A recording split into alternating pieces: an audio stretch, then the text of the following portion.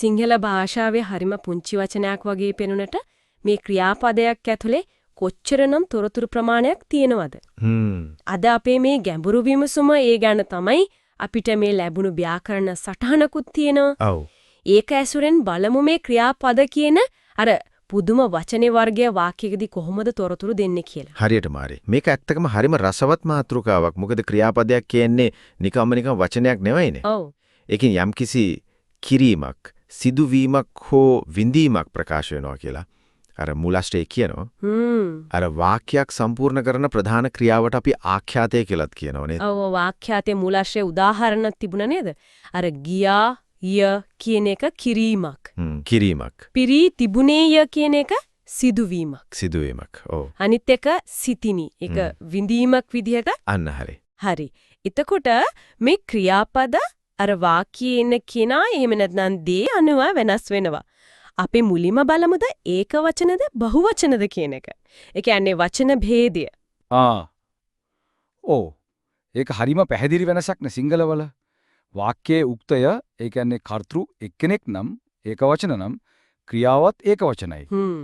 කට්ටියක් ඉන්නවා නම් බහුවචන නම් ක්‍රියාවත් බහුවචන වෙනවා. අර මූලාශ්‍රයේම තියෙන්නේ රණරාලා යෝජනා කළේය. රණරාලා එක්කෙනයි. ඔව් එක්කෙනයි. ඒ නිසා කළේය. හැබැයි ඔහුහු සූදානම් කළා. ඔහුහු කිහිප දෙනෙක්. අන්න එතන කිහිප දෙනෙක්. ඒ නිසා කළා. අර ලියයි ඒක වචන ලියති බහුවචන වගේ. හරි. ඒ කියන්නේ ක්‍රියාපදයේ ඇහෙනකොටම අපිට පොඩි අදහසක් එනවා. කී දෙනෙක් ගැනද මේ කියන්නේ කියලා. ඔව්. ඒ වගේම තමයි අර පුරුෂ භේදය කියන එකත් නේද? කවුද මේක කරන්නේ? කතා කරන කෙනාද? මම, අපි වගේ. උත්තම පුරුෂ. නැත්තම් අහගෙන ඉන්න කෙනාද? නුඹ, නුඹලා. මධ්‍යම පුරුෂ. එහෙම නැත්තම් වෙන කෙනෙක්ද? ඔහු, ඇය, ඔහු වගේ. ප්‍රථම පුරුෂ. ඔව්. ඒ අනුවත් ක්‍රියාපදේ වෙනස් වෙනවා. ඒක කොහොමද වෙන්නේ? උදාහරණත් එක්ක කියවුවොත් මෙහෙමයි. කතා කරන කෙනා නම් උත්තම පුරුෂයේදී මම කියවමි. අපි නම් අපි කියවමු. හරි. කියවමු. අහගෙන ඉන්න කෙනාට මධ්‍යම පුරුෂයේදී නුඹ ගයහි. නුඹලා නම් නුඹලා ගයහු. ගයහු. අනිත් අය ගැන කියද්දී ප්‍රථම පුරුෂ ඔහු ලියයි හෝ ඇය ලියයි. ගොඩක් අය නම් ඔහුහු ලියති. ලියති. හරිම පැහැදිලි. දැන් එතකොට කී දෙනෙක්ද කවුද කියන එක හරි. ඔව්. ඊළඟට තියෙන්නේ කාලය. කවදාද උනේ කියන එක. මූලාශ්‍රයේ කියන කාල භේදය. ඔව් කාල භේදය සිංහලේ ප්‍රධාන වශයෙන් කාල දෙකක් ගැනනේ කියන්නේ. අතීත කාලයයි අනතීත කාලයයි. අතීත සහ අනතීත. අතීත කාලයෙන් කියන්නේ ඉතින් ක්‍රියාව ඉවරයි කියන එක. වෙලා ඉවරයි. ගියෝය, කලේය, වූයමි වගේවා. හරි. ඉවර වුණු දේවල්. අනතීත කාලය තමයි ටිකක් අපූරු. ඒකෙන් වර්තමානයයි අනාගතේ දෙකම කියවෙන්න පුළුවන්ලු. එහෙමද? ඒ කොහොමද? වර්තමානයේට නම් හරි හදාරයි වෙමු වගේ. ඔව්. අනාගතයටත් ඒවමද? එතකොට ගොඩක් වෙලාවට ඔව්. හැබැයි අර අනාගත කාලය කියලා පෙන්වන වෙන වචනයක් එක්කෙන්න ඕන. අර මූලාශ්‍රයේ උදාහරණේ තියෙන්නේ මම හෙට ගීතයක් රස විඳිම්මි. හෙට කියන එකත් එක්ක. ඔව්. විදිමි කියන එක අනතීත ක්‍රියාවක්. ඒත් හෙටෙක් ආවම ඒක අනාගත අර්ථයක් දෙනවා. ඒ කියන්නේ අනතීත ක්‍රියාව સંદર્ભය අනුව තමයි වර්තමානද අනාගතද කියලා තීරණය වෙන්නේ. හරියටම හරි. સંદર્ભය අනුව. ඒකනම් හරිව කාර්යක්ෂමයි වගේ නේද භාෂාව පැත්තෙන් බැලුවම.